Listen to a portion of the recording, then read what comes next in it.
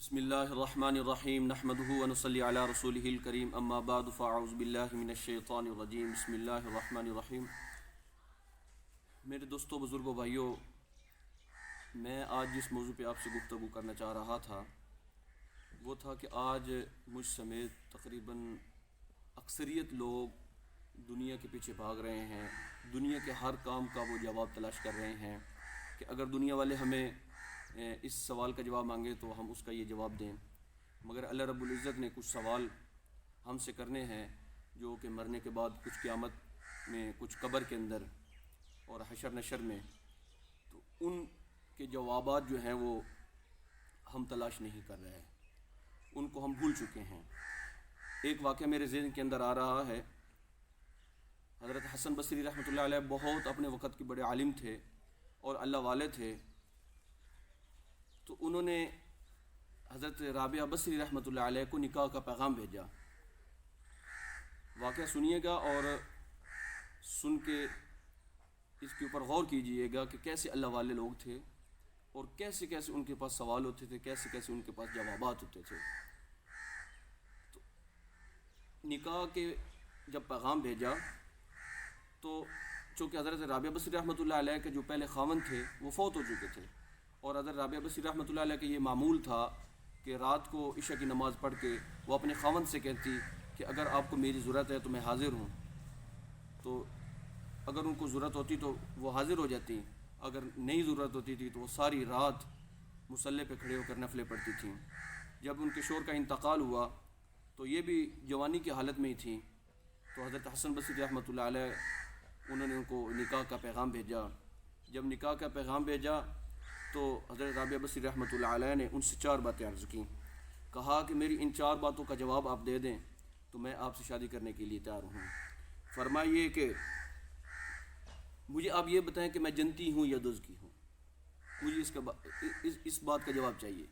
تو حضرت حسن بصری رحمۃ اللہ علیہ نے کہا کہ اس بات کا میں جواب نہیں دے سکتا، میرے علم کے اندر یہ بات نہیں ہے۔ نمبر 2، آپ نے ان سے یہ سوال کیا، جب اللہ رب العزت قیامت کے دن اعمال نامہ لوگوں کو پکڑائے گا تو کیا میرے دائیں ہاتھ میں اللہ رب العزت اعمال نامہ دیں گے یا بائیں ہاتھ کے اندر دیں گے؟ تو فرمایا کہ اس کا جواب بھی میرے پاس نہیں ہے۔ نمبر 3 جو آپ نے سوال کیا حضرت حسن بصری رحمۃ اللہ علیہ سے، وہ یہ کیا کہ جب اللہ رب العزت نیکیوں کو تولیں گے کیا میری نیکیاں بڑھ جائیں گی یا میری برائیاں بڑھ جائیں گی؟ تو حضرت حسن بصری رحمۃ اللہ فرماتے کہ اس بات کی بھی مجھے علم نہیں ہے۔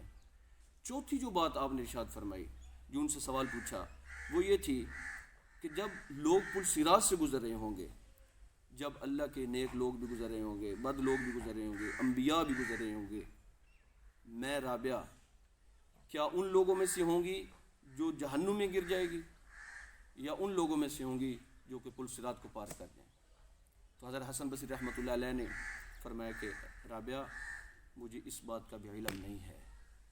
تو حضرت رابعہ بصری رحمۃ اللہ علیہ نے کیا فرمایا، کیا ارشاد فرمایا؟ فرمایا جاؤ حسن، مجھے پھر ان 4 باتوں کا جواب تلاش کرنے دو، ان 4 باتوں کو جو ہے وہ سمجھنے کی یہ مجھے ٹائم دو، تاکہ میں اللہ رب العزت کے پاس جب جاؤں تو ان 4 باتوں کا جواب میرے پاس ہو۔ جب آپ کا انتقال ہوا، اپنی خادمہ سے کہا کہ اے میری خادمہ، جب میرا انتقال ہو تو کسی کو بتانا نہیں ہے، بس 2-4 آدمیوں کو بلا کر راتوں رات مجھے دفن کر دینا، صبح لوگوں کو بتا دینا۔ اور فرمایا کہ جو میرا کفن ہے مجھے اس چیز کے اندر کفن دینا جس میں میں تہجد کی نماز پڑھا کرتی ہوں۔ تو آپ کی جو خادمہ تھی، انہوں نے جب آپ کا انتقال ہوا آپ کی وصیت کے مطابق 2-4 لوگوں کو بلا کر آپ کا کفن دفن کا انتظام کیا، لوگوں نے آپ کو دفنا دیا۔ وہ 2-4 آدمی جو تھے، صبح جب لوگوں کو علم ہوا اس بارے میں، ایک کہرام مچ گیا، لوگ روتے ہوئے آئے کہ ہمیں بتایا کیوں نہیں ہے۔ اور رات ہوئی تو خادمہ نے آپ کو خواب میں دیکھا، تو خادمہ نے کیا کہا کہ رابعہ، اللہ رب العزت نے آپ کے ساتھ معاملہ کیسے کیا، اللہ رب العزت نے آپ کے ساتھ کس طرح پیش آئے؟ سبحان اللہ، کیا خوبصورتی ہے اللہ والوں کی جو زندگی ہیں اس کے اندر، ان کے اعمال کے اندر۔ فرمایا کہ اے رابعہ اللہ رب العزت نے میرے ساتھ بہت اچھی طرح میرے ساتھ پیش آئے، اور آپ دیکھ رہی ہیں میں نے سبز لباس پہنا ہوا ہے، یہ اللہ رب العزت نے مجھے جنت کا لباس پہنایا ہے، اور میرا جو لباس تھا جس میں آپ نے مجھے کفن دیا اس کو اللہ رب العزت نے سنبھال کے رکھ لیا، اور فرمایا کہ جب روز قیامت کے دن آپ کی نیکیاں تولی جائیں گی تو اس کے اندر آپ کی نیکیوں کے اندر ہم اس لباس کو بھی نیکیوں کے ساتھ تولیں گے۔ تو اللہ رب العزت نے میرے ساتھ بہت بہت اچھا معاملہ کیا۔ تو پھر پوچھا آپ قبر میں آپ کا وقت کیسے گزرا؟ تو فرمایا کہ منکر نکیر آئے تھے میرے پاس سوال و جواب کے لیے، انہوں نے مجھ سے پوچھا کہ ربو کی تمہارا رب کون ہے؟ تو میں نے کہا اے اللہ کے فرشتوں، جس رب کو میں 40 سال نہ بھول سکی، جس رب کو میں 40 سال نہ بھول سکی، 4 ہاتھ زمین کے نیچے آ کر کیا اس رب کو میں بھول جاؤں گی؟ ہاں جی۔ تو فرشتے نے کہا چلو بھائی اس سے کیا سوال و جواب کرنا۔ تو میرے بھائیو دوستو بزرگوں، جس انسان نے بھی اللہ رب العزت کو پہچان لیا، واللہ یقین کریں اللہ رب العزت اس کی دنیا بھی سنوار دیتا ہے اور آخرت بھی سنوار دیتا ہے۔ ہم نے ہمیشہ دنیا کے اندر نہیں رہنا، یہ دنیا ہم نے ایک دن چھوڑنی ہے، اس دنیا سے جانا ہے۔